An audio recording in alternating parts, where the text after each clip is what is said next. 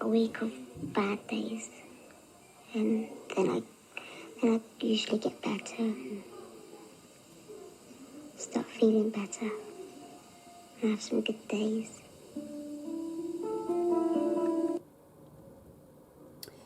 That little girl is Jenny Hall, and her mother describes here what's going on with her. If I can just find it, hang on.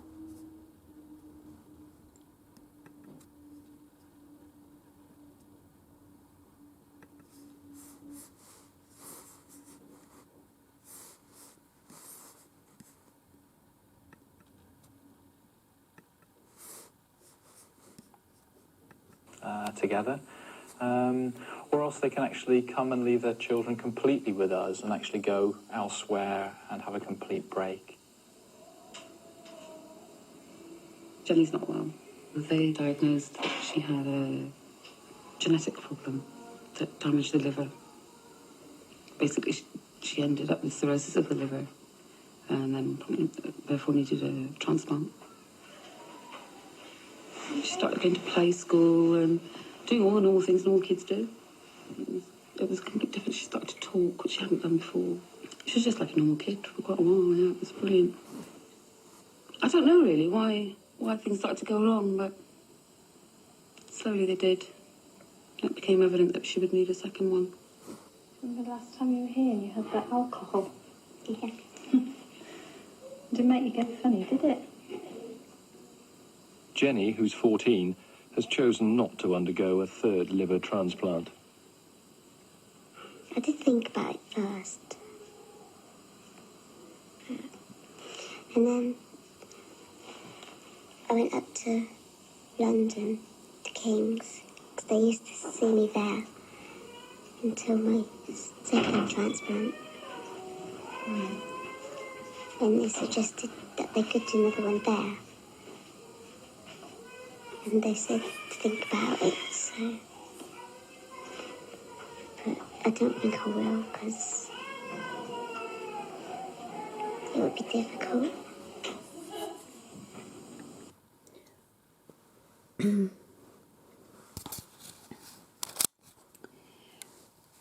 So, this was filmed 7 years ago. The little girl's name was Jenny Hall. I haven't been able to ascertain whether or not she's still alive.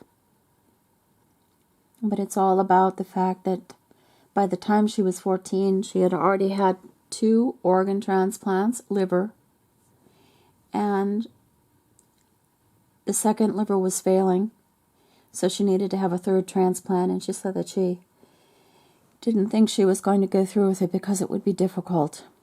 Her mother explained that Jenny had cirrhosis of the liver when she was just a little girl, a toddler.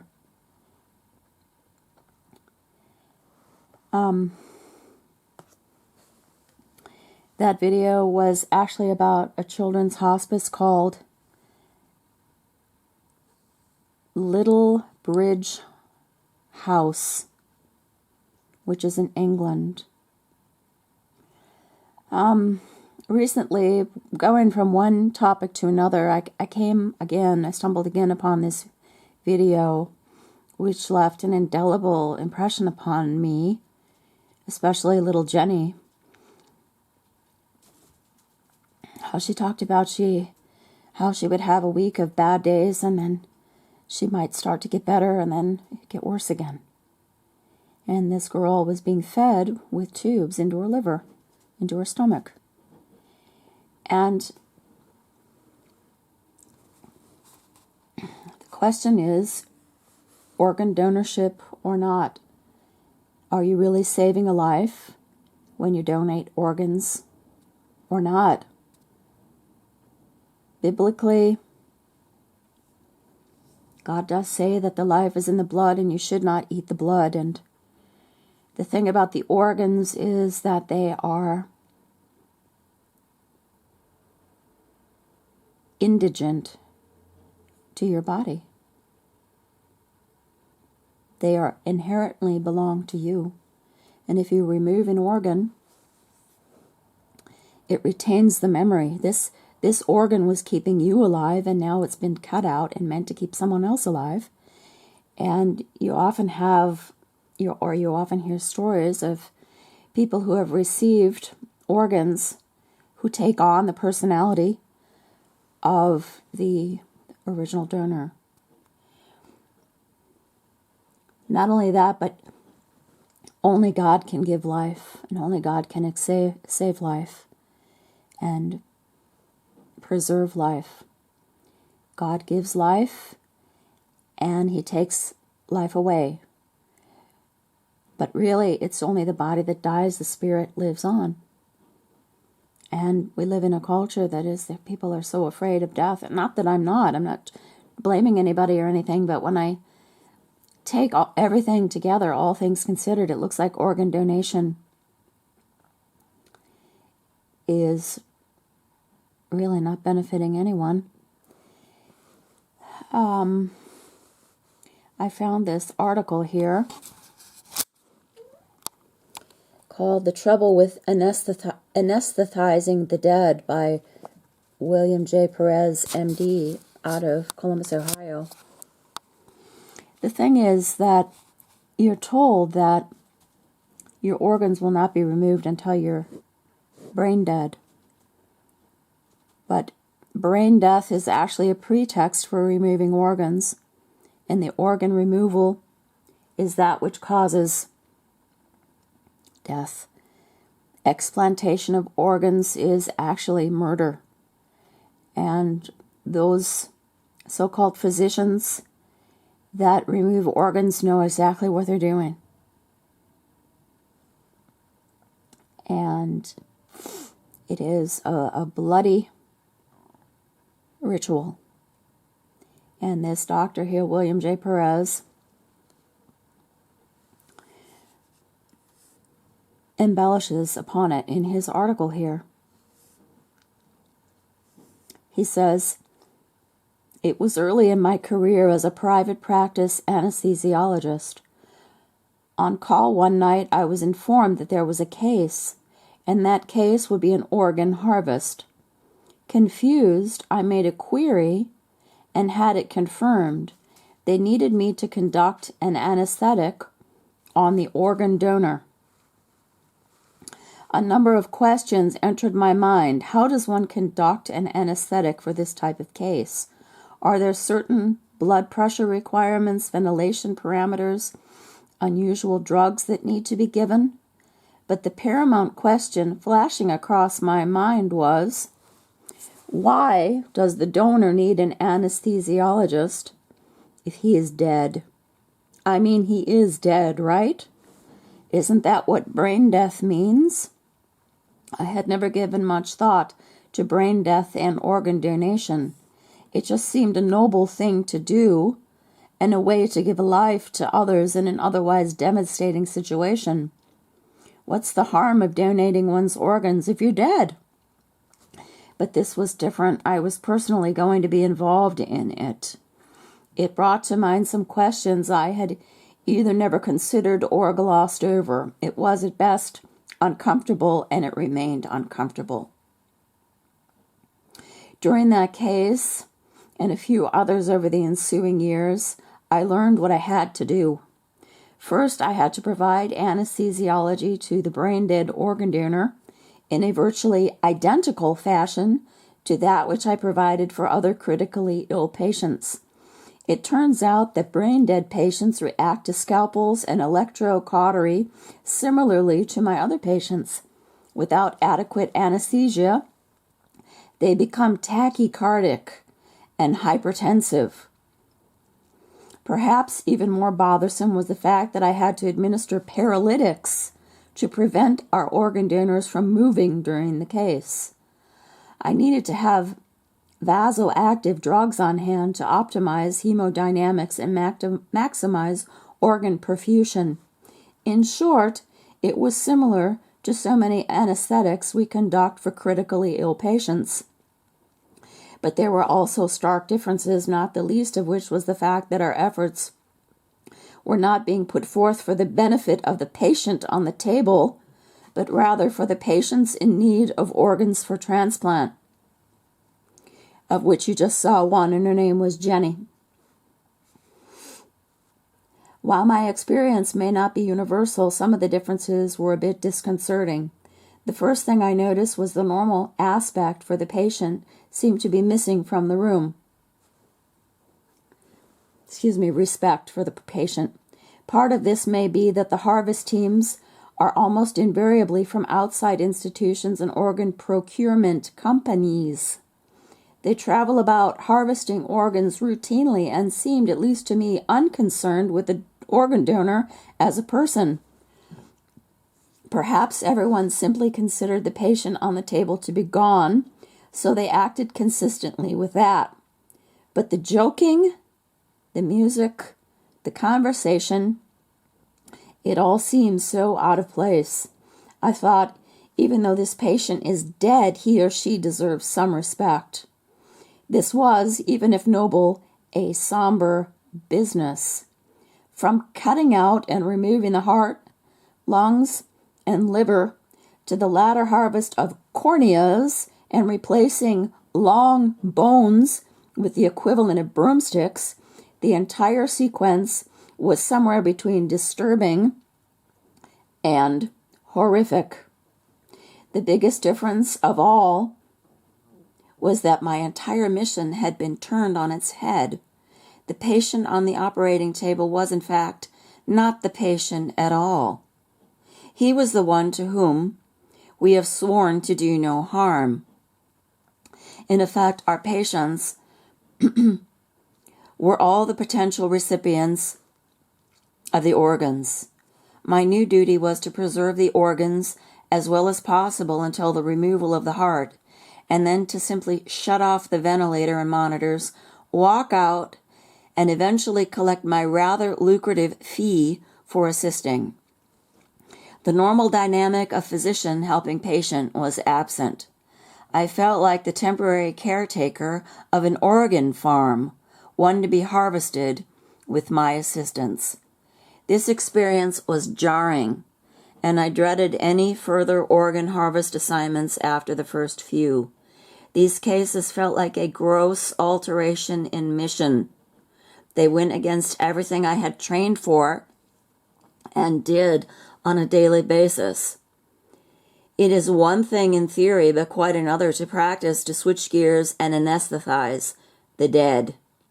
To make matters worse, I was personally involved in at least 2 cases where proper protocol and criteria for declaring brain death were not applied.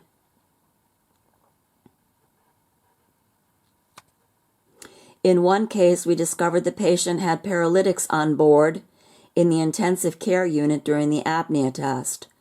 We reversed the paralytic, and it became clear that the patient, while critically ill, was not dead. In another instance, I could find no documentation that proper testing had been done at all. I insisted on conducting my own makeshift apnea test in the operating room before I let them proceed. This ruffled a few feathers, but I stood my ground. This was the last harvest I participated in. I refused from that point on. My comfort with assisting with these cases, even accepting the concept of brain death, was tenuous at best. The realization that the application of brain death criteria was variable and sometimes unreliable was a bridge too far.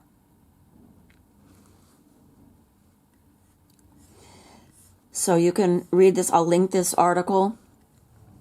It was written in 2019, so not all that long ago. Here we have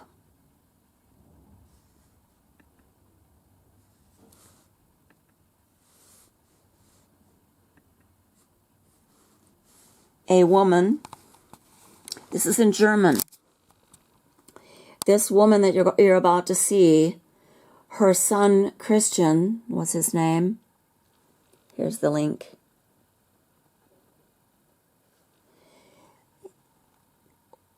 15 years old, was hit by a car and declared brain dead almost upon arrival at the hospital. To make a long story short, Christian was gutted. He was declared brain dead and they cleaned him out, including bones and eyes. And this woman, his mother, Renate Greinert, said she insisted on seeing him after the fact, and she's never been able to get over it. She's written a book. She founded this organization, and you can look it up. And the question here, it says here, schuldlos schuldig geworden. Wie geht man damit um? You're innocent, but you become guilty. Innocently becoming guilty. How do you handle that?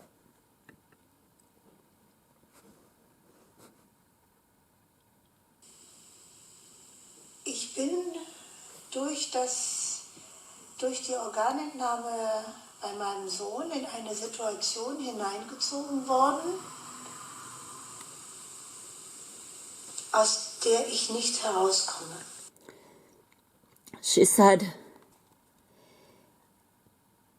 I cannot extract myself from the situation that I was put into when my son's organs were donated.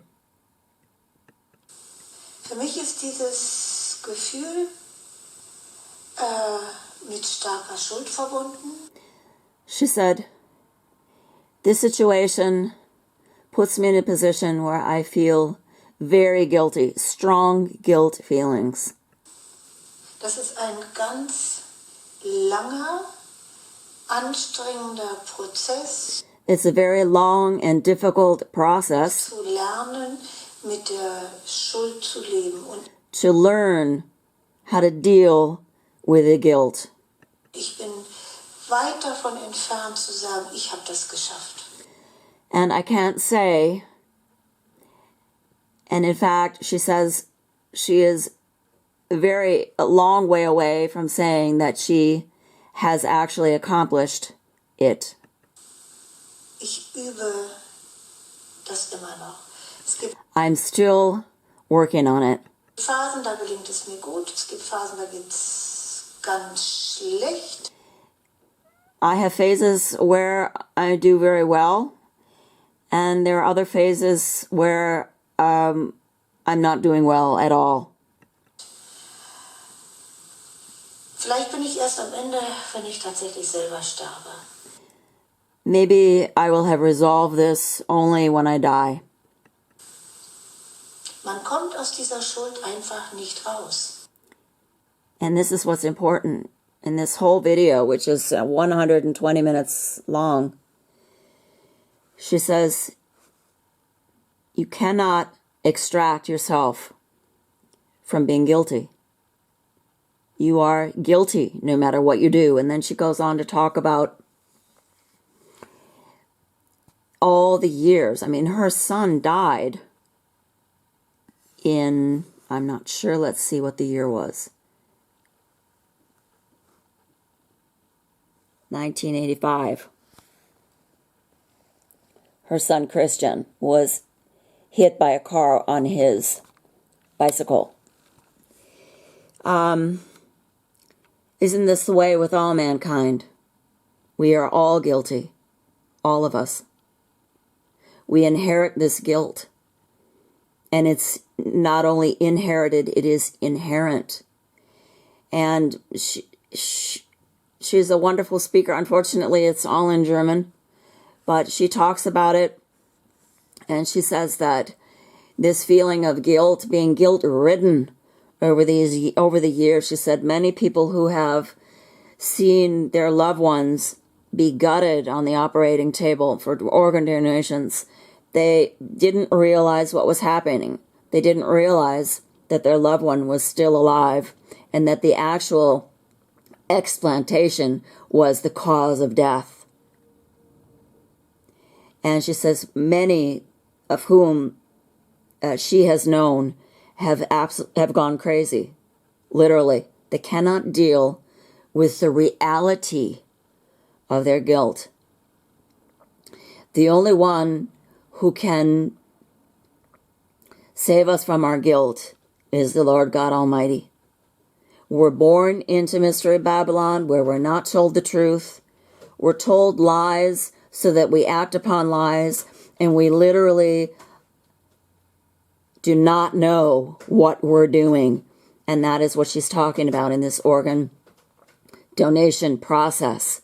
How she was approached when her son was in ICU and told if she wanted to give the gift of life and do a good deed, that she would have her son's organs donated. And of course they were standing around like vultures, and they treated the family as though they weren't even there. Once the decision to donate the organs was made, the family was just left to their grief. And that's how the doctors do it. You sign on the dotted line, and that's the end of it for them, and it's the beginning of it for you and your guilt. We're all guilty, and only the blood of the Messiah can cleanse us from our guilt and free us from this sin and lead us into all truth so that we don't make the same mistakes over and over again that Mystery Babylon wants us to make in order to ensnare us for eternity.